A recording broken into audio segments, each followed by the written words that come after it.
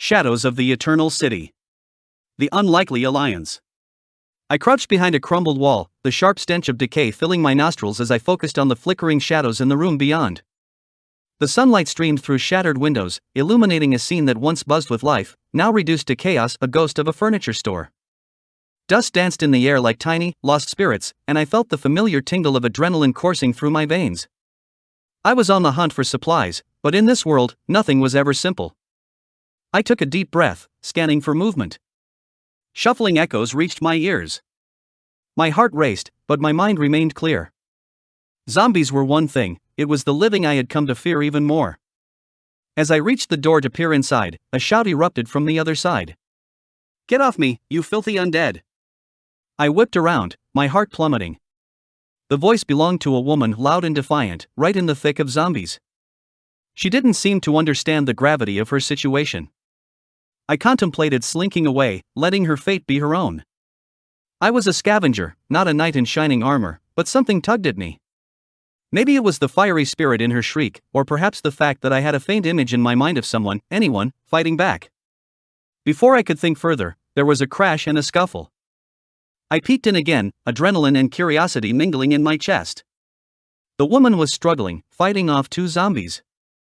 I honestly didn't know if she was foolish or brave, but when she kicked one of them in the jaw, blood splattering against the wall, I knew I had to act, not only to save her, but maybe to save a part of myself. I edged into the room, moving silently as I could.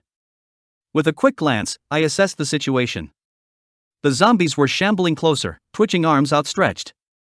I knew that every moment mattered. "Hey!" I hollered, my voice cracking slightly. "Over here!" She turned, wide eyes filled with shock. "What are you waiting for? Help me!" I leaped forward, grabbing a rusty metal rod from the floor. A visceral thrill surged through me as I swung, bashing one of the undead square in the temple. It crumpled to the ground, and I sidestepped the remnants before moving to her side. "Thanks," she panted, brushing a strand of mud-streaked hair from her face. "Who the hell are you?" "Zero." I managed to catch my breath. "And you're in way over your head, lady." "Gecko," she shot back, already gearing up for another fight, her spirit undeterred. "I can handle myself." Another zombie lurched toward us, but she ducked low, aiming a kick that sent it crashing into a shelf of dusty picture frames. As I battled beside her, I could see the fire in Gecko's eyes. She was relentless, moving fluidly, as if the chaos fueled her instead of weighing her down. My style was different, precise, calculated, but something about being with her opened a strange crack in my hardened shell. When we finally took down the last of the zombies and the silence fell around us, I bent over, hands on my knees, gasping for air. Gecko was buzzing with a wild energy, ready to laugh or scream. I could barely contain my frustration. "Why do you act like you're invincible?" I bit out, still catching my breath. "We should be getting out of here, not picking fights." "Because someone has to fight back," she said, dusting herself off. "And sitting alone in dark corners isn't my style. You can't just survive, you have to live." I opened my mouth to retort, but her lively spirit was contagious. There was an earnestness to her words, something that made sense among the chaos. Maybe I had been hiding for too long, playing the lone wolf. "Right. Let's get out then," I finally said. "But let's be smart about it." She grinned at me, an infectious smile that broke through the grime and despair of our world. "Smart sounds great, with a dash of daring, don't you think?" I couldn't suppress the corner of my mouth twitching up. Maybe I wouldn't mind this chaotic partnership after all. In a city of shadows and monsters, I found myself hoping we'd fight to see another day. Together. The whisper of hope. "Did you say a helicopter?" I blinked at Gecko, trying to soak in everything she was saying amid the lingering adrenaline rush. We had fought against decay and undead chaos, and now she was tossing unfamiliar words into the mix, symbols of hope that felt so foreign in our grim reality. "Yeah, a helicopter," she nodded, excitement cracking through her voice. "I overheard some guys at a bar a few blocks over. They think it's happening at noon tomorrow. If we time it right, we can be there and get out of this hellhole." A rush of disbelief tightened my chest. "You overheard? In the middle of a zombie horde?" I asked, skeptical, grounding myself with logic. "What if it's just a fairy tale? People say a lot of things to keep hope alive, and those hopes can get you killed." She rolled her eyes, her youthful defiance radiating, even in this apocalyptic wasteland. We've come this far. I know it's dangerous, but we can't just sit back and wait for the world to end. This could be our chance. I rubbed the back of my neck, mind racing as I weighed her fiery determination against my cautious instincts. How do we even get to this tower? It's probably crawling with both zombies and other survivors. Gecko stepped closer, her intensity burning bright. Exactly.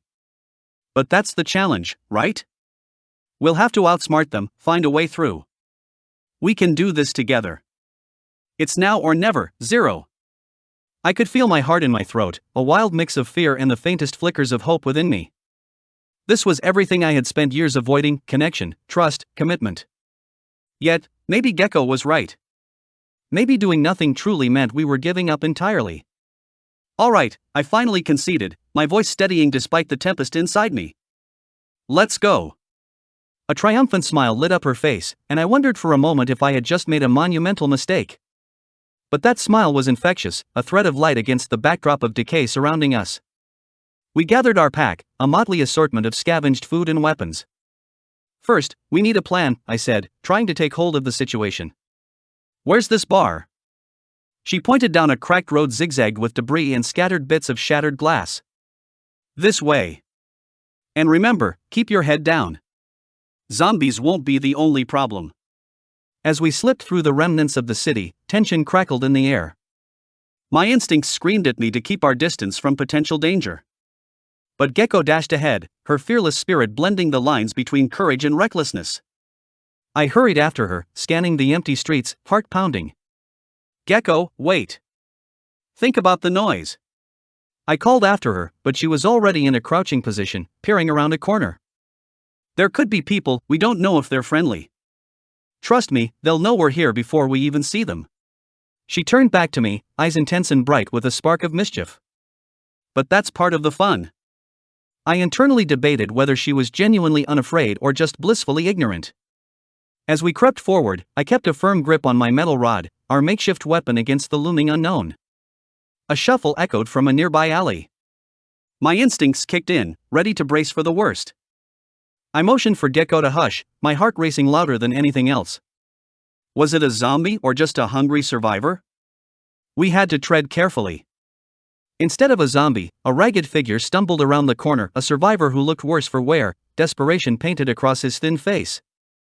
His eyes flicked from us to the shadows, and I could almost hear the rapid calculations in his mind. Who are you? He rasped, voice hoarse and wary. Gecko stepped forward, a boldness rising within her. We're looking for a way out. We heard about a helicopter. You know anything about it? Maybe. The man shifted uneasily as he regarded us. But getting there won't be easy. Neither will sifting through this madness, but we're going to try. Gecko's confidence rattled me, and I barely fought the urge to remind her that he might be trouble, that trusting a stranger was not part of the plan. But instead of backing away, a flicker of hope ignited within me as I realized that Gecko's spirit might be precisely what we needed. The survivor remained quiet, sizing us up, and I wasn't sure who seemed more dangerous at that moment, us or him. Our fates hung on the edge of a knife as time ticked down, and the crumbling city watched to see who would strike first. Lead the way, I said at last, glancing at Gecko, and in that moment, I could finally feel a shift. Perhaps we weren't just looking for survival anymore, perhaps, with every risky choice we made, we were starting to truly live. Navigating a minefield. The alley twisted like a serpent, shadows swallowing us whole as we moved deeper into the crumbling city. Each creak of debris beneath our feet sounded like a siren, echoing against the desolation of the abandoned buildings. I scanned our surroundings with every instinct screaming at me to be cautious. Gecko, on the other hand, was practically humming with energy, and it made me anxious. Keep your voice down, I whispered, though the tension in my throat made it almost sound like a shout. She shot me a glance, a grin spilling across her face. You worry too much. We're not dead yet, right? Her optimism felt like a weight on my chest, pushing down all the caution I had built into my bones. You realize we're in the middle of a war zone, right? There are things out here worse than zombies. Just as I finished the thought, a rustle echoed from a nearby dumpster. I froze, my muscles coiling like a spring. Gecko looked at me, the grin fading for a brief second, before her bravado kicked back in. See? Just a rat. Not everything is a zombie waiting to eat your brains. Before I could respond, a low growl reverberated through the air. Our heads snapped toward the source. Not a rat. Zombies. I hissed. We turned to run, but the growl transformed into an unholy screech. The noise cut through the air like a knife, and a horde of undead emerged from the shadows. Their decayed faces twisted in agony, and their eyes, a vacant hue of hunger, zeroed in on us. Run! I shouted, adrenaline spiking as I pushed Gecko forward. We sprinted down the alley, the creature's rotting limbs staggering behind us. My heart pounded in my ears as we zigzagged through the ravaged streets, weaving around debris and half-collapsed walls. Which way? Gecko yelled breathlessly. Left. I threw my arm in that direction, praying the abandoned parking garage would serve as a good shield. We darted inside, slamming the door shut just in time. I pressed my back against it, chest heaving, desperately listening for the shuffle of their feet against the concrete. Close call, Gecko said, her voice high-pitched with excitement rather than fear. I didn't think we were going to make it. I shot her a glare, eyebrows knitting together. This isn't a game, Gecko. She leaned against a pillar, catching her breath. I know that, but we can't keep hiding forever. We're learning, aren't we? This, the danger, the chaos, it's part of the plan. Plan? Do you have some sort of secret manual for survival? I shot back, trying to control the shakiness in my voice. Because I think we just threw our lives away. Maybe. She shrugged, now breathing a little easier. But you know what? We didn't die, and that counts for something. Besides, emotions are messy, but they help us push through. We've just got to keep moving. Fine, but we have to be smart about it. I wished I could share her reckless enthusiasm, but my mind was still racing. Let's head down to the lower level. We can build a plan from there. We need to figure out how to get to that tower without getting ourselves killed. Agreed. She flashed me a smile that could melt glaciers. I felt my walls tighten around my heart. How was it that she found light in all this darkness? Maybe it was that very quality that made me reluctantly follow her lead. As we descended to the dimly lit lower level of the garage, the air grew heavier, and I could hear the distant echoes of chaos that lingered just outside. We rounded a corner, and I caught sight of a flickering fluorescent light coming from a small group of survivors, huddled together. My instincts screamed danger. Gecko, hold on. I reached for her arm, pulling her back just in time as one of them spotted us. What are they doing? She whispered, peering over my shoulder. Scavenging, or planning something, I muttered, my heart quickening. It could end badly for us. Hey, we're survivors too. We can talk to them, Gecko insisted with renewed resolve. I was about to argue when two of the survivors stood, their expressions hardening as they faced us. Hold it right there, one shouted, stepping forward, a baseball bat cocked in his hand. With every nerve firing, I raised my hands defensively. We're just passing through. Passing through? With what? A death wish, the second one spat, edging forward. Gecko nudged me, and to my surprise, she stepped forward, confidence rising in her voice. We're looking to escape the city. We heard about a helicopter evacuation. Maybe we could help each other? A heavy silence fell, the tension palpable as eyes darted between us and the group. The threat of violence hung in the air, yet I could see a flicker of interest in the survivors' eyes. Help each other how? The one with the bat asked, skepticism dripping from his tone. By teaming up, we know these streets, and we're heading toward the tower, Gecko replied boldly. There are zombies and people just as dangerous as them trying to get there first. I stared at her, weighing the prospect of this new alliance. Perhaps this was the risk we needed to take. We can do this, I murmured, though trepidation lingered. Gecko's eyes glinted with determination. Together, she said, and something inside me shifted.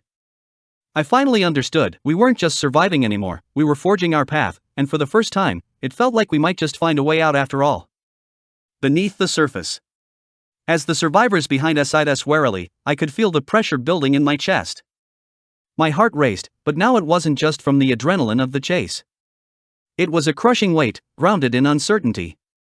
Gecko, I said, my voice low as I leaned in closer, I don't think this is a good idea. Trust me, Zero, she urged, her eyes bright and earnest. We need help, and they might not be as bad as they seem. Just then, one of them stepped forward, the one with the baseball bat, fixing me with a glare that felt like it could pierce right through my defenses. "What's your name?" "Zero," I replied, swallowing hard. "And this is Gecko." He scoffed. "Zero? Sounds like you've got nothing to lose." "More like everything," I shot back, but the truth was more complicated than that. I had lost so much that I'd learned to sail through life on my own, without ties or expectations. "Shut up, Mark," said the second survivor, nudging him. "Let them speak. We don't need to fight if we don't have to." I could see the tension easing, at least slightly. Gecko glanced at me, her expression a mix of encouragement and determination. I exhaled slowly, fighting the doubt swirling in my gut. Maybe this wasn't the worst option, but I couldn't shake off the feeling that trusting strangers could lead to disaster. "Our plan is simple," Gecko said, her voice sharper than I expected, breaking through my spiraling thoughts. "There's supposed to be a helicopter at the tower, but the city's a maze of danger. We can help each other navigate. What's in it for you?" Mark crossed his arms, seemingly unimpressed. "Just survival," Gecko replied, the words spilling out with genuine enthusiasm. "We're all in the same boat here, right? And strength in numbers can only work in our favor." I could hardly look at this group, not even through the haze of fear that wrapped around me. But it wasn't just fear. It was anger too, anger at the world, at the zombies, and at what my life had become. Isolation had become my solace, a way to escape the pain, but this felt different. Gecko felt different. "Look," I said finally, stepping forward despite the nervous tremor in my limbs. "I know this city like the back of my hand, but it's crawling with threats. We can take on the zombies, but we have to stay alert, keep each other grounded." The tension in the air felt electric as they shared skeptical looks. "We could use someone who knows the city," the second survivor admitted reluctantly, and a flicker of hope ignited within me. "See? That's a good start." Gecko grinned, but the spark of excitement in her eyes faded as she let out a sharp gasp. "Gecko!" I exclaimed, rushing to her side, instinctively drawn to her. She was clutching her side, pain etching her features. "It's nothing," she insisted, but I wasn't convinced. "Just a scratch from earlier. I can handle it." "No," I said firmly. "We need to figure out how to patch that up before we move again." The group watched us, surprised at the sudden shift in my demeanor, caught between my natural instincts to isolate and the undeniable need to protect her. Maybe this was what she meant when she said we could help each other. Maybe this bond was key to our escape. I turned to the group, steadying my breath. "Do you have any medical supplies? We need to stop the bleeding before it gets worse." Mark nodded reluctantly, and it appeared I had won them over, at least for now. "In our stash." "Come on," he said, motioning toward a dimly lit corner of the garage. Gecko leaned on me as we walked, her breath ragged beside me. The urgency of the moment bound us together, and in that silence, something shifted within me. With every aching breath she took, I felt the weight of my past, the solitude that kept me safe but isolated me. "Zero," she murmured, her voice softening as we approached the survivors. "Thank you for having my back. I just don't want to lose you too," I admitted before I could stop myself, the words escaping like a confession. Her expression softened, piercing right through my walls. "You won't," she promised, though I could hear the underlying vulnerability in her voice as if she too felt the fragility of our situation. We moved, side by side, into the uncertain future, forming an unspoken pact. Whatever shadows lay ahead, we were in it together, two survivors clinging to hope amidst the chaos of the world, ready to confront whatever awaited us. The rising storm. The tension crackled in the air as we huddled together in an abandoned building, our heads bent close as Mark whispered about the evacuation helicopter. The clock was ticking, and every second felt heavier than the last. "It leaves in less than 2 hours," he said, his eyes darting to the cracked window, as if the undead were lurking just outside, listening in. "We need to move now if we want a shot at it." Gecko's grip tightened around my forearm, a spark of determination lighting her face. "We'll make it. We just have to stick to the plan and stay focused." But then Mark continued, "There's a family trapped a couple of blocks away, 2 adults and a kid. They've been cornered for a few hours now. If we help them, it'll take us off course. We might not make it in time for the chopper." My heart sank. "What do you mean cornered? Are they?" I couldn't finish the thought. The images of last night's encounter with the hordes flashed in my mind. I didn't sleep while clinging to memories of those moments, when survival meant outrunning death itself. We can't leave them, Gecko interjected quickly. What kind of people would we be? We have to help. They deserve a chance to escape, just like us. Gecko, I started, wrestling with the waves of panic and fear rising in my chest. We don't even know if they're still alive. It's not just about us getting to the tower. Think of the time we'd waste. But what if they're in a real bind, she countered, her eyes ablaze with emotion. We can't just ignore them, they could be scared and hiding. That kid, her voice cracked, and she took a deep breath, steadying herself. We have to try. Mark crossed his arms, skepticism evident in his expression. And then what? If we waste time helping them and miss the helicopter, it'll all be for nothing. Survival means planning. It means making hard choices. I rubbed the back of my neck, caught between Gecko's passionate resolve and Mark's cold practicality. I couldn't shake the feeling that helping those trapped might cost us our own escape. Okay, what do you think, Zero? Gecko turned her gaze to me, earnestness radiating from her. What would you do? The question hung in the air like a noose. I hated the pressure of being in the middle. I could feel the conflicting emotions roll through me, empathy for those in need and the icy grip of self-preservation. I hesitated, scrambling for words. I think we owe it to ourselves to weigh the odds. If we help them, we risk everything, I finally said, a heavy lump lodged in my throat. But if they're in trouble, if they're fighting for their lives, the images of past losses bled into my thoughts, people I couldn't save, families I couldn't protect. Gecko took a step closer, softening her voice. And what about our lives? What does it mean if we just leave them behind? What kind of survival is that? Her gaze pierced through my defenses, stirring something deep inside. Maybe it was the flickering hope that maybe, just maybe, we could still find humanity amid the chaos.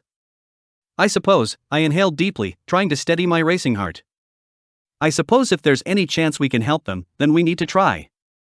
Mark sighed, rubbing his temples. Fine. We'll check it out. But we make it quick. Time's not on our side.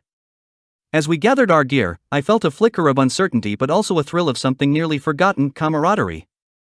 Gecko matched my stride, her presence a comforting weight against the heavy shadows that dripped from the corners of the building. Whatever happens, she said softly, we'll do this together. I nodded, feeling a little lighter, even as the tension clung to my skin like a damp shroud. We had a chance to do something right, against a world gone so wrong. The shadows might be closing in, but together, we could blaze a path through the darkness. The final push. We crept through the rubble of what used to be a bustling street, the air heavy with dust and dread. Gecko moved first, her figure darting from shadow to shadow, always scanning the horizon. I trailed a few paces behind, trying to keep my breathing steady, though my heart raced with every scuff of debris beneath my worn-out shoes. Just up ahead, Gecko whispered, pointing toward the shimmering silhouette of the tower, stark against the evening sky. It loomed large, a beacon of hope that felt miles beyond our reality. The fortified walls glinted in the dying light, but I couldn't shake the unease as I noticed figures shifting around the base, desperate souls, maybe soldiers from rival factions, their faces obscured but their intentions clear. Stay close to me, I murmured, ducking low behind a crumbled wall. Every instinct in me screamed to turn back. But Gecko didn't seem to hear the warning bells clanging in my mind. We edged forward, hearts hammering in sync. The atmosphere grew thicker, a tangible tension crackling like charged particles in the air. We can't let them see us, I said, scanning the area. If we want a shot at the chopper, we'll need to figure out a way to. Suddenly, a loud shout pierced the air. Hey! You! Stop! My blood ran cold. An adrenaline surge shot through me as I saw a group of armed survivors rushing our way. There were 4 of them, faces hardened by the apocalypse, their weapons glinting ominously in the twilight. Run! I yelled, instinct kicking in. I grabbed Gecko's wrist, pulling her to me just as a bullet pinged against the wall we had been hiding behind. We bolted into the alley, zigzagging as we went, weaving between overturned cars and shattered glass. This way! Gecko shouted, leading the way towards a narrow gap between 2 buildings. I squeezed through after her, the tightness of the space heightening my anxiety. The world outside felt like it was closing in, every shadow a potential threat. We stumbled into a small courtyard, overrun with weeds and remnants of lives once lived here. I caught my breath, feeling the weight of dread settle in my chest. How are we going to get past them? I gasped. They're everywhere. We'll find a way, Gecko replied, her determination unwavering. Before I could respond, we heard footsteps approaching. My pulse quickened, and I could barely think. I glanced around, desperate for a way out. Zero! Gecko hissed, pointing to a fire escape. Up there! No sooner had I registered her words than a shout rang out behind us. Get them! They went this way. The urgency spurred us both into action. I sprinted towards the metal ladder, boosted Gecko up, then followed her, our ascent frantic and breathless. Halfway up, I glanced down just in time to see one of the armed survivors peering into the courtyard, frustration etched on his face. Damn it! I muttered under my breath as we finally reached the rooftop. The world stretched beneath us, the vendor stalls and collapsed buildings painted a haunting landscape. Where to now? I panted, scanning for any escape routes. Gecko grabbed my arm, and her gaze locked onto mine. There's a connecting rooftop up ahead. We can leap the gap. My stomach sank. What if we miss? I won't let you go alone, she insisted, her voice steady amid the chaos. I opened my mouth to protest, but she cut me off. We have to stick together. Ready? I could feel my heart racing, not just from fear, but from something else too. That stubborn spirit of hers ignited a flicker of courage within me. Yeah. Ready. On 3, she declared, her eyes lighting up with an exhilaration I envied. 1, 2, 3. We pushed off the edge, sailing through the air. Time seemed to slow as we flew together, our fates intertwined. I hit the other rooftop hard but landed on my feet, adrenaline surging. Gecko followed closely. We stumbled but stayed upright, both of us laughing nervously. But the laughter died when we heard heavy footsteps approaching again, this time on our rooftop. That went well, I muttered, faltering as the reality set back in. They're on us. Gecko shouted, her voice sharp with urgency. We exchanged a glance, and I could see her courage waver just a bit. Go! I urged, pushing her ahead of me. I'll. But before I could finish, a gang member burst onto the rooftop, blocking Gecko's path. Not so fast, he sneered, brandishing a rusty crowbar. My heart plummeted. Gecko narrowed her eyes, instinctively positioning herself between me and the threat. Get away from him, she demanded, defiance radiating from her. Back off, girl, the thug growled, taking a step forward to close the distance. That was it. My resolve hardened, the earlier fear boiling away. I couldn't let this happen, not now, not after we had come so far together. Don't you dare touch her. I shouted, surprising even myself. In that moment, I felt a rush of anger I had never acknowledged before. As the thug advanced, I grabbed a loose metal pipe lying on the ground, hefting it up like a lifeline. Fear was one thing, but this was about protecting what mattered. Zero, don't. Gecko cried, her voice laced with concern. I stepped forward, putting up a shaky front. I might not have been the hero, but I wouldn't stand by and watch her get hurt.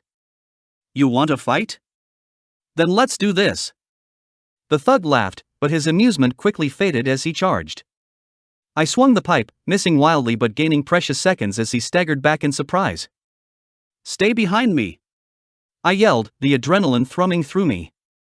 Gecko's breath hitched, but I could sense her determination urging me onward. We joined forces, and for the first time in a long while, I felt part of something bigger than myself. Together, we could face the chaos around us. No matter the danger ahead, escape wasn't just about leaving behind the undead. It was about finding courage in the darkest corners of a collapsing world. The choice. Zero. Look out! Gecko's voice sliced through the chaos, and I twisted just in time to see the thug lunging at me again, pure malice in his eyes.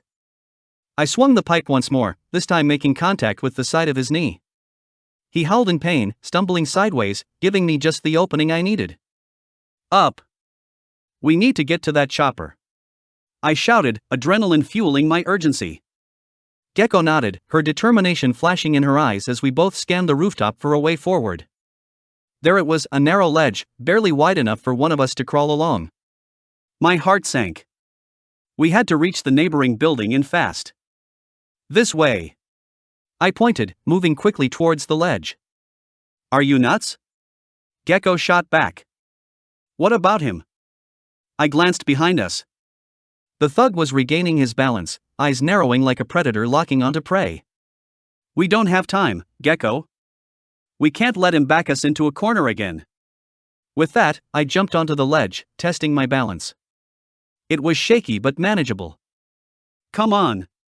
I shouted, urgency bubbling in my voice. Gecko hesitated for a split second, then followed my lead, her agile form moving fluidly. We crept along the narrow space, every echo of our feet felt like a countdown. The thug's rage echoed in my mind, urging me on as we crossed the distance. Almost there! I encouraged, gripping the brick wall for support. I could feel the sweat clinging to my brow, the fear mingling with a fierce determination. We leaped to the next rooftop, landing with a thud. The helicopter's distant churning blades were louder now, a clear beacon urging us onward. There! Gecko yelled, pointing toward the end of the building where a fire escape spiraled down like a thread dangling out of reach. I could see a frantic escape all too close now, a chance to leave this nightmare behind. But a deeper part of me tugged, a question lurking under the surface. We could get away, but what about everyone else? The survivors we had seen huddled together, fighting for scraps and shots at survival. No way could I ignore them now, not after everything we'd been through. Gecko, I started, my gut nodding. What if we? No time! Gecko shouted, cutting me off. We need to move. I hesitated again, glancing back towards the rooftop we just fled. I could see more gang members pouring onto our past ground, their eyes scanning for us like ravenous wolves. Zero! Gecko tugged at my sleeve. We can't help them right now. We need to think about our own lives first. If we get out, we can. We can what?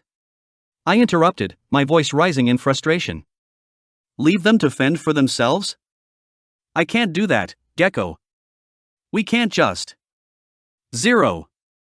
She stepped closer, fiercely grabbing my shoulders as if her grip could snap my head clear. What do you think will happen if you save them? You'll put us all in danger. We have to get out of here, and we are not in a position to save everyone. You know as well as I do that survival. Survival isn't everything. I countered. What's the point of surviving if we're leaving others behind to die? If we make it to that helicopter, and we're the only ones on it, what have we really accomplished? I'm not leaving without at least trying to help them. I could see the conflict ripple through her expression. Zero, if we do this, if you decide to risk everything for strangers, we might not make it at all. I felt the weight of the decision pressing against us both, the air thickening with doubt and fear. But if we do this, we have to stick together. No second guessing. All right, I said, surrendering to the urgency of the moment. But we'll have to work fast. Together, we made our way to the next ledge, where we found a group of survivors looking hopeless and huddled against the wall as if hiding from the storm. Their eyes were wide when they saw us, a mix of desperation and shock flashing across their faces. Hey! I yelled, prompting the group to listen. You can still get to the chopper. Follow us. What? One of them shrieked, clearly not believing what they heard. Are you crazy? That thing's surrounded. Not if we create a diversion. Gecko spoke up, her voice rising with purpose.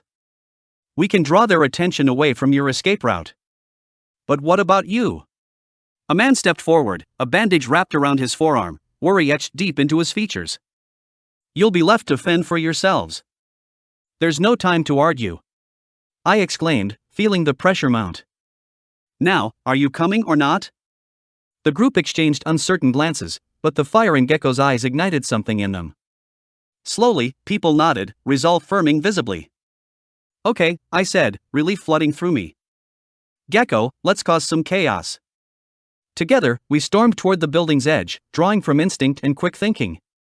With every shout, every stomp we made, we turned more attention our way, creating an explosive distraction. I could feel the rush of adrenaline pumping through me as I readied myself for whatever came next. It wasn't just about escaping anymore. Now, it was about fighting for everyone, pulling together and finding the strength we could hold on to even in a world shattered by the undead. On my count. I called out, turning back to Gecko and the survivors. This is our last shot. 1, 2, 3. As we launched into action, the distant roar of that helicopter stirred hope in my heart. Today, we weren't just surviving. We were uniting. And maybe, just maybe, that was enough to fuel our escape into whatever lay beyond. A new dawn. The roar of the helicopter blades drowned out the chaos below. As we lifted off from the city, my heart raced not just from the adrenaline, but from a feeling I hadn't allowed myself to entertain since this nightmare began: hope. I leaned against the cool metal of the chopper, catching glimpses of the faces around me: Gecko, the survivors we'd rescued, all alive and together. We had made it against all odds. Did we really just do that? I murmured, staring down at the crumbling city that was gradually shrinking beneath us. The flickering fires, the moving shadows of the undead, and the chaos we'd left behind, it felt impossibly far away, like a distant nightmare fading into memory. Gecko elbowed me, grinning despite the dirt and grime smeared across her cheek. I think we did. We actually pulled it off. You should have seen the looks on their faces when we stormed in there. I couldn't resist a smile. She was right. For a moment, during that chaos, I had felt a rush of purpose. Not just for myself, but for everyone else. My instinct to help had ignited something incredible. I didn't think they'd actually follow, I admitted, shaking my head in disbelief. Neither did I, she replied, throwing her head back in laughter, which only reminded me of how easily joy could slip away in our world. But right then, amid the uncertainty, some of that joy lingered. As the helicopter soared higher, I glanced back over the city one last time. A twisting wave of emotions washed over me: fear, relief, guilt. So many had remained behind while we clawed our way to freedom. But Gecko had been right, we couldn't save everyone, and sometimes survival meant making tough choices. Yet here we were, a patchwork quilt of lives intertwined, caught in the same miraculous moment of escape. What about the others? One of the survivors, a woman with weary eyes and a child clutched tightly to her side, asked. Her voice broke the moment, pulling me back into the enormity of our situation. We'll find them, I promised, even as I felt uncertainty bubble in my stomach. We'll come back. We have to. Gecko nudged me again, her concern bubbling beneath the surface of her confidence. I could see the worry in her eyes over the lives we'd left behind. She would never stop caring, but that was part of what made Gecko special. She was a fighter, and now, so was I. As we continued to rise, the size of our little group of survivors slowly settled in. They watched the once dominating skyline with either an expression of fear or hope, and I felt responsible for that change. Each of them had battle scars, stories that echoed my own fears, struggles I mirrored. We were survivors against a world that had tried to break us. With the city now a patchwork of asphalt and steel, a sense of urgency hit me. Look, I said, pointing toward the horizon. We need to find a place where we can regroup, plan our next steps. Gecko nodded, her gaze focused. There. That valley looks promising, less dense forest, maybe even some buildings left standing. We could set up a base there. Sounds good. We need to figure out where to go from here, who else we can save, how to stay safe. I liked the sound of we. It felt like I had someone by my side, someone who understood. Right, she said, a glow of determination returning to her eyes. And we don't just survive, we thrive. We build something better. The determination in her voice sparked a fire inside me. That was the kind of hope I could cling to. For all those we'd left behind, we now had the chance to create a new world, one built on connection, rather than fear. As the helicopter began its descent, I stared at the wide valley opening up below us, an uncharted territory still untouched by the relentless tide of death. I could sense the shifting possibilities. The blades whirred to a stop, and the door swung open, letting in a rush of fresh air. The survivors hesitated for a moment, exchanging glances among themselves before stepping into this new chance at life. I was overwhelmed by the realization they were looking to us now. Gecko's face glowed with this newfound vigor we all shared. One small step, and we jumped into the unknown with the radiant glow of the dawn ahead, ready to forge our destiny in a world that had all but forgotten how to hope. As I took that leap, hand in hand with Gecko and flanked by our band of survivors, I came to understand that I wasn't just a scapegoat or a loner anymore. I was part of something, not just surviving but living, seeking comfort in each other's strength, forging a future that was no longer just about escaping the past. We had made it. Together. And this time, it meant everything.